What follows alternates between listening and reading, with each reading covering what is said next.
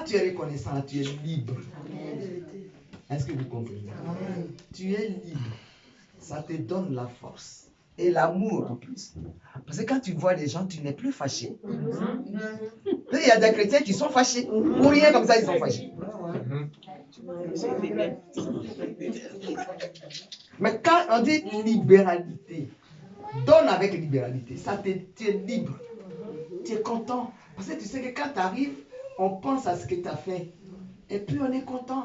Toi aussi, tu es content. Si c'est en France ici, les gens, quand ils disent, dès qu'ils disent, ils sourient pour rien.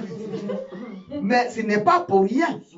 Le sourire, c'est une thérapie. Mais nous, au pays BT, on comprend ça comme ah, mais il aime trop sourire. Pourquoi il sourit maintenant? Oh, on sourit parce que ça peut décanter les situations. Quand tu rentres dans un bureau et quelqu'un a la mine froissée, tu as peur de rentrer. Mais s'il te fait un sourire, tout de suite ça te dégage. Le blanc même, il te fait du mal et puis il sourit. Est-ce que tu le connais? Bien-aimé, on est venu ce matin pour dire merci à Dieu pour tout ce qu'il a fait pour nous et nos enfants et qu'il continue de faire. Quand tu vois le témoignage de ton frère ou bien ta soeur, ce n'est pas ailleurs que ça s'est passé. C'est devant toi que ça s'est passé. Donc, dans tous les cas, tu rentreras aussi à casa. Donc, on va faire un petit message, juste au cours, parce que il faut qu'on parle un peu entre nous aujourd'hui. Il faut qu'on parle pour mettre les choses au point, pour que l'Église continue d'avancer. Amen, amen. Amen. Vous allez prendre vos Bibles et puis on va prendre le livre de 1 Corinthiens. Moi, j'ai oublié laissé ma Bible à la maison. Donne la Bible à la maison. Ah, mais il y a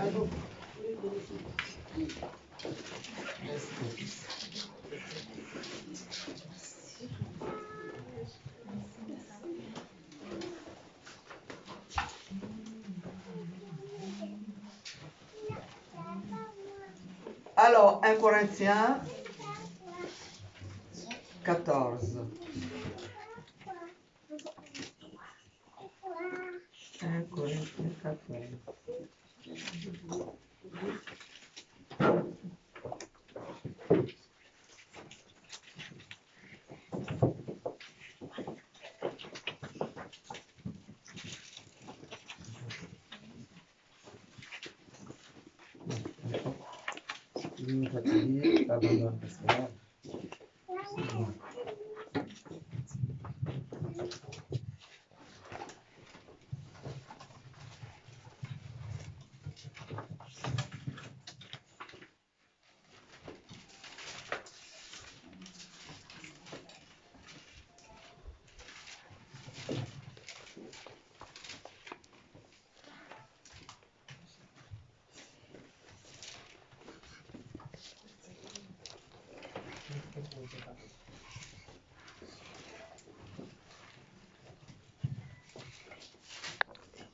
Je lis la parole. Amen.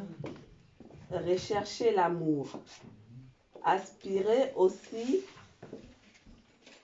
aux dons spirituels, mais surtout à la prophétie. En effet, celui qui parle en langue ne parle pas aux hommes, mais à Dieu. Car personne ne le comprend. Et c'est en esprit qu'il dit des paroles mystérieuses. Celui qui prophétise, au contraire, parle aux hommes, les édifie, les encourage, les réconforte.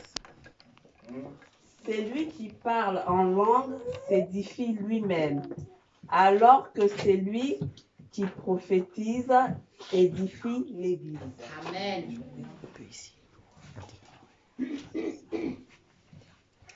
Je désire que vous parliez tous en langue, mais encore plus que vous prophétisez. Celui qui prophétise au plus important est plus important que celui qui parle en langue, à moins que ce dernier n'interprète pour que l'Église reçoive une édification. Et maintenant, frères et sœurs, en quoi vous serais-je utile si je venais chez vous en parlant en langue au lieu de vous apporter une parole de révélation, de connaissance, de prophétie ou d'enseignement? Si les objets inanimés qui rendent une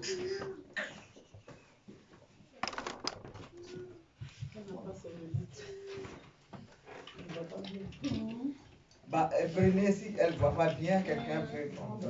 Elle n'est pas obligée de finir. Hein? Hein? Elle a...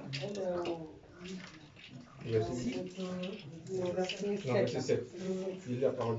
Si les objets inanimés qui rendent un son comme une flûte ou une harpe ne rendent pas des sons distincts, comment reconnaîtra-t-on ce qui est joué sur la flûte ou sur la harpe? Et si la trompette rend un son confus qui se préparera au combat? De même, vous, si par la langue vous ne donnez pas une parole distincte, comment saura-t-on que vous dites? Comment saura-t-on ce que vous dites? Car vous parlerez en l'air. Quelque nombreux que puissent être dans le monde les diverses langues, il n'en est aucun qui ne soit une langue intelligible. Verset 11.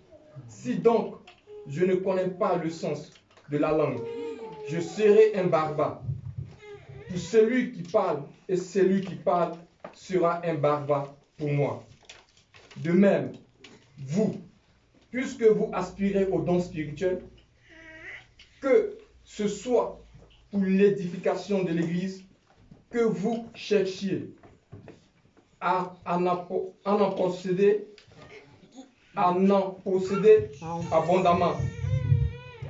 C'est pourquoi que celui qui parle en langue prie pour avoir le don d'interpréter.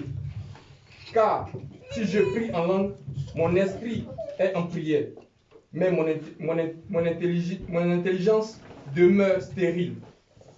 Que faire donc? Je prierai par l'esprit, mais je prierai aussi avec l'intelligence. Je chanterai par l'esprit, mais je chanterai aussi avec l'intelligence. Autrement, si tu rends grâce à l'esprit, comment celui qui est dans les rangs de l'homme, du peuple répondra-t-il? Amen. Amen. Amen. Bien aimé, on va acclamer notre Seigneur parce que là, on va...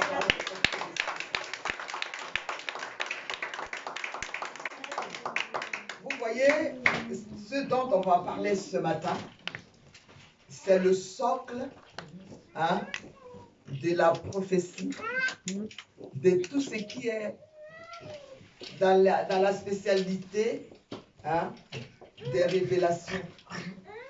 Aujourd'hui, on parle des prophètes, on parle des gens dans les églises. Il y a des gens qui parlent en langue. Tu les vois parler en langue, ça crie dans tous les sens. Mais bien aimé, ce matin, je vais te dire quelque chose. Ta tête était fermée. Ton intelligence était stérile. Ton entendement était fermé. Donc tu faisais des choses d'une manière bizarre. D'une manière, tu vois, tu ne connais pas et tu le fais. Tu ne connais même pas le nom de Dieu et tu le prononces.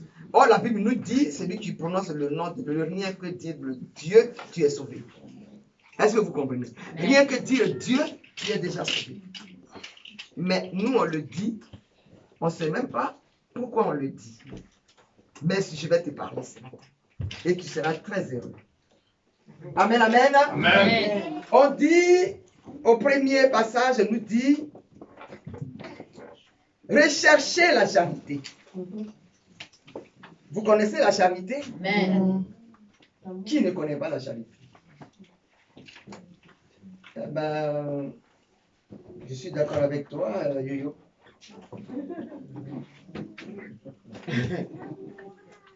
Alors je parle au peuple. La charité. Est-ce que quelqu'un sait ce que c'est que la charité?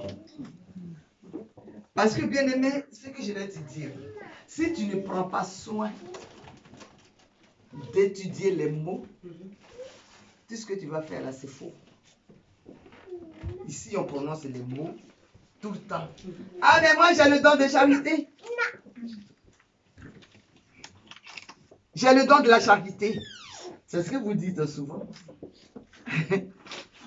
Vous les avez ou pas? Voilà. Celui qui a la charité,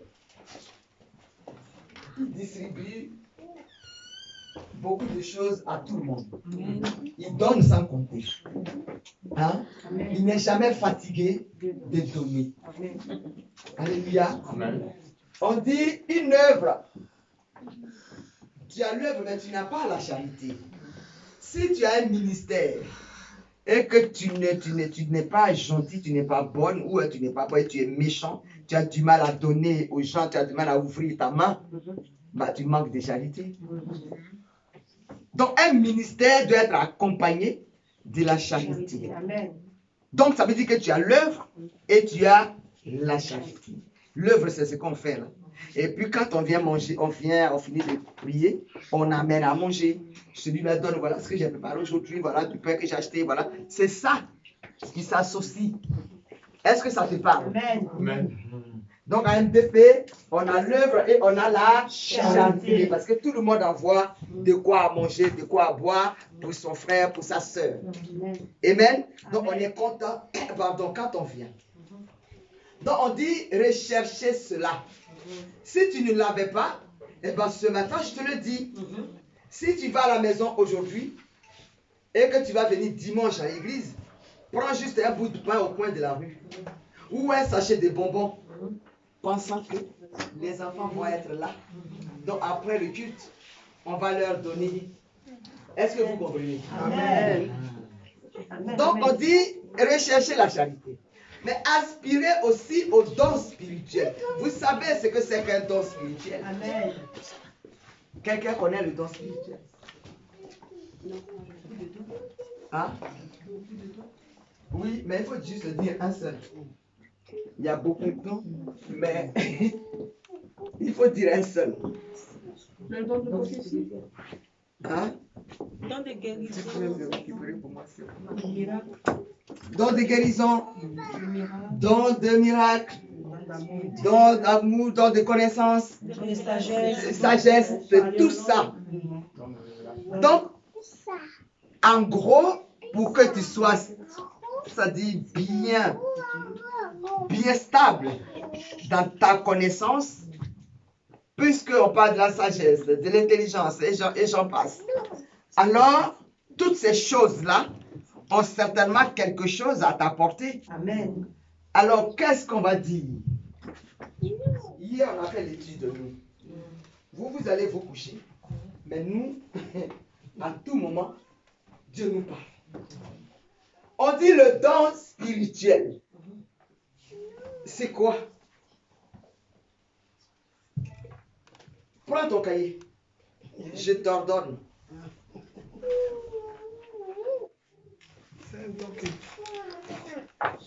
Non, n'anticipe pas. Sinon, tu vas te perdre. Je vais te dire juste et tu vas analyser. Vas-y. Alléluia.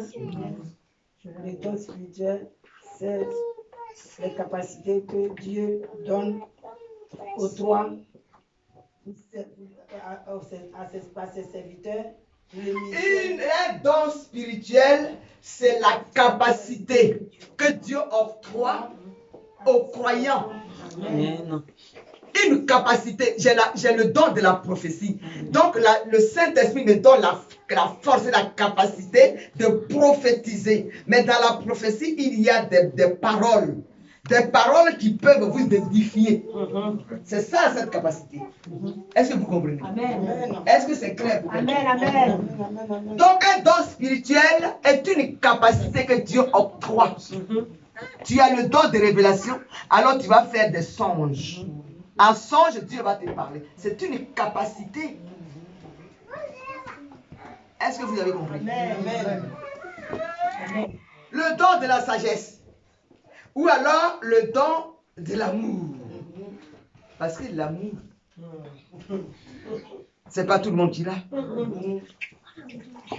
Donc une capacité que Dieu octroie à ses croyants. Je dis bien croyants, je n'ai pas dit aux baptisés. Est-ce que quelqu'un comprend? Aux croyants, ceux qui croient. Il y en a qui viennent à l'église et ils ne croient pas. Et il y a d'autres qui viennent et ils croient. Donc à ces croyants-là, tu as le don de la prophétie. La prophétie, tu vas la libérer. Tu vas la libérer, mais avec vérité. C'est cette capacité-là. J'ai la capacité de prophétiser. Dieu me donne des messages. Ces messages-là sont libérés avec vérité. Alors si quelqu'un le reçoit, simplement il est libéré. Elle est venue avec des gens. Et puis le Saint-Esprit va me dire, c'est celle-là qui va rester. Elle reste pourquoi? Elle reste pour que moi, Dieu, je lui donne, c'est-à-dire, je passe par toi pour que tu l'enseignes, pour qu'elle comprenne et c'est-à-dire, elle sache qui je suis pour me servir. Amen. Et après, elle aura les bénéfices. Les bénéfices, c'est que les enfants ont réussi. Amen. Est-ce que quelqu'un... Amen. Amen. Amen. Est-ce que ça te dit quelque chose? Amen. Mais il y a ici, là, je ne vais pas tout faire, je vous ai dit juste, là, on va continuer un autre jour parce que c'est très important. Amen. Parce que les gens prophétisent, les gens parlent en langue, les gens pleurent. C'est-à-dire tout ça, c'est compliqué pour tout le monde. C'est tout ça qui fait que, comme la capacité n'a pas été déterminée, c'est ce qui fait que tout pasteur, tout prophète, soi-disant, joue sur vos têtes. Parce que vous ne connaissez pas le discernement. Vérité. Aujourd'hui, je vais ouvrir ton entendement pour que tu ne sois plus le jouet de quelqu'un. Est-ce que quelqu'un comprend? Amen. Donc, il a dit, aspirez aussi au don spirituel, mais surtout à celui de la prophétie. Parce que toute révélation, c'est-à-dire la prophétie, tout est compris dans la prophétie.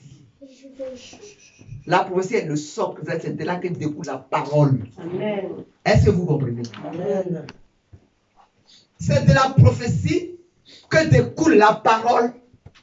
Donc c'est la vérité qui siège à l'intérieur de la prophétie. Est-ce que vous comprenez? Amen. On va parler. On dit en effet, celui qui parle en langue ne parle pas aux hommes, mais à Dieu. C'est-à-dire le point essentiel. Parce qu'au jour d'aujourd'hui, tout le monde parle en langue. Tu arrives ici, et puis tout le monde saute au plafond. Mais est-ce qu'on sait ce que ça veut dire? Vous voyez? Donc ça veut dire que, étant à Paris, vous êtes encore à l'église de Corinthe. À l'église de Corinthe. C'est là que vous vous situez en ce moment. Parce que vous prophétisez, vous ne savez pas pourquoi vous prophétisez. Vous parlez en langue et vous ne savez pas pourquoi vous parlez en langue. Alors je vais demander à quelqu'un. On dit, celui qui parle en langue ne parle pas aux hommes, mais il parle à Dieu. Amen. Qu'est-ce que ça dit à quelqu'un? Quelqu'un peut me répondre? S'il vous plaît. Alléluia. Cela veut dire qu'on doit traduire ça. Alléluia. Parce que toi, tu as touché ça hier. Ceux qui n'ont pas été là, ils vont me dire comment ils comprennent.